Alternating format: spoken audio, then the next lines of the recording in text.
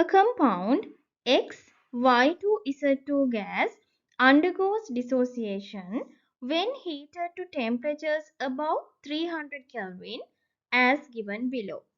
XY2Z2 gas, it produces XY2 gas and Z2 gas. A sample of 7.5 grams of XY2Z2 gas was placed in an evacuated 1 cubic decimeter rigid closed container and the temperature was raised to 480 Kelvin. Molar mass of XY2Z2 gas is 150 grams per mole. Use the approximate value of 4000 joules per mole for RT at 480 Kelvin. Assume ideal gas behavior for all gases. Question number 1. Calculate the number of moles of XY2Z2 gas in the container before dissociation. Number of moles equals mass divided by molar mass. Number of moles of XY2Z2 gas is mass given as 7.5 grams. Molar mass 150 grams per mole. Therefore, number of moles of XY2Z2 gas before dissociation is 0.05 moles.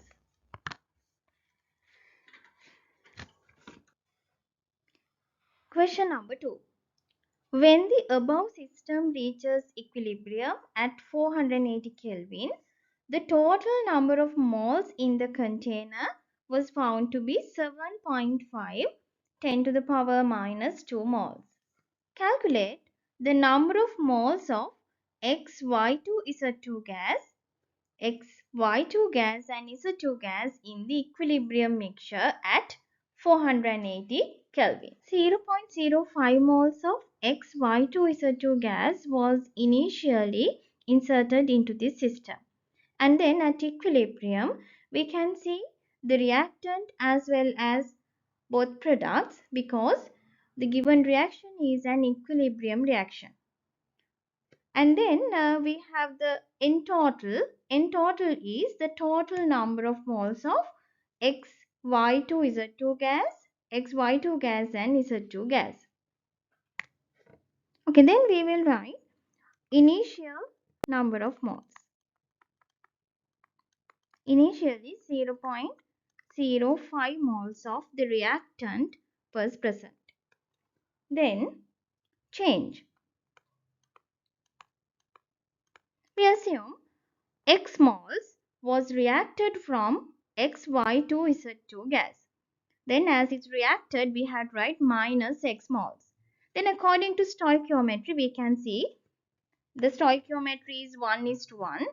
Therefore, produced number of moles of XY2 gas is plus X as well as Z2 plus X moles. Then at equilibrium, 0.05 minus X. XY2 it's X, Z2 X moles.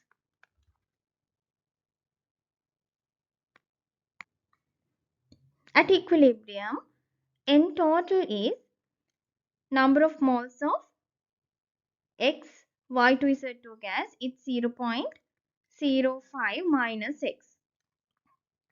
Then number of moles of XY2 at equilibrium, it's X. Then number of moles of Z2 at equilibrium, it's also X. Then we can see the total is 0.05 plus X. Then we know in total it's a given value. That means we know the answer for this 0.05 plus X. Now we will write down that once again. 0.05 plus X is 0.075. Therefore, X is 0.025 moles.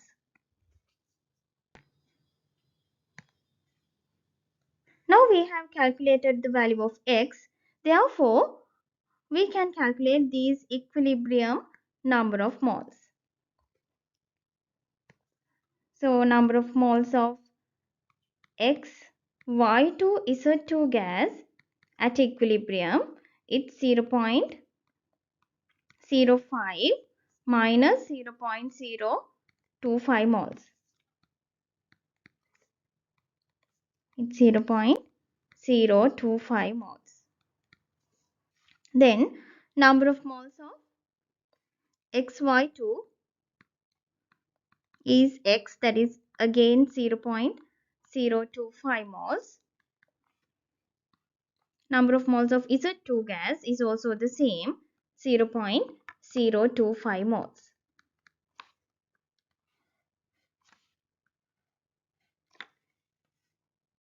Question number 3. Calculate the equilibrium constant Kc for the above reaction at 480 Kelvin. During the previous question, we have calculated the number of moles of XY2Z2 gas as well as XY2 and Z2 gases. Now we need to calculate Kc for this reaction. First we have to write down the Kc expression. Kc equals XY2 gas, there's no coefficients, then concentration of Z2 gas divided by concentration of the reactants. We have only one reactant, XY2 Z2 gas. Now we need to substitute values for this expression. For that we need the concentration of each reactant and products at equilibrium. But we have the number of moles. We know the volume of the system is 1 cubic decimeter. That means these number of moles are the same as concentration. The reason is concentration is number of moles present in a 1 cubic decimeter sample. Now we will substitute the concentrations. XY2 is 0.025.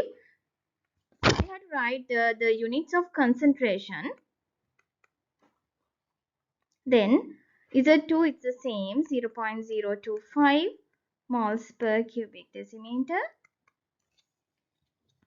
divided by the concentration of XY2Z2 gas. It's also the same.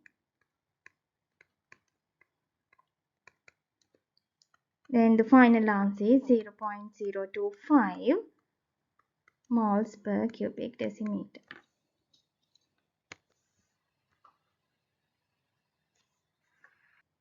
Question number 4. Calculate Kp for the equilibrium at 480 Kelvin. We can write the expression for Kp. We have calculated the value of Kc during the previous question. Therefore, we will use this equation. Kp equals Kcrt delta N.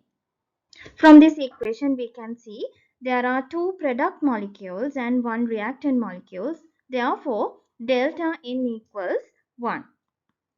Now, we can write Kp equals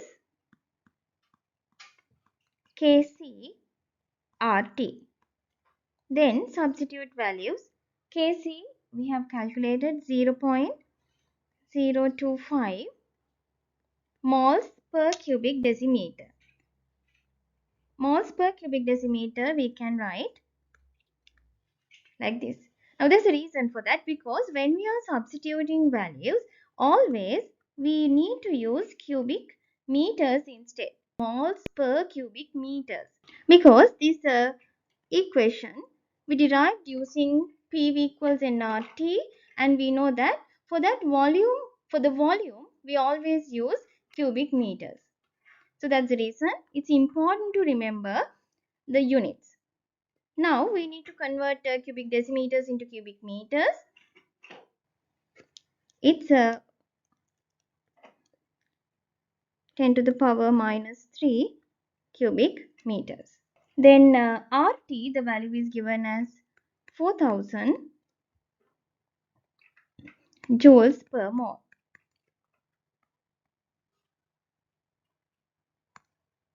Joules, we know it's Newton meters, so we can simplify this and you will get the answer 1 into 10 to the power 5 n m2 minus, or it's the same, Pascal. That is the answer for the question number 4.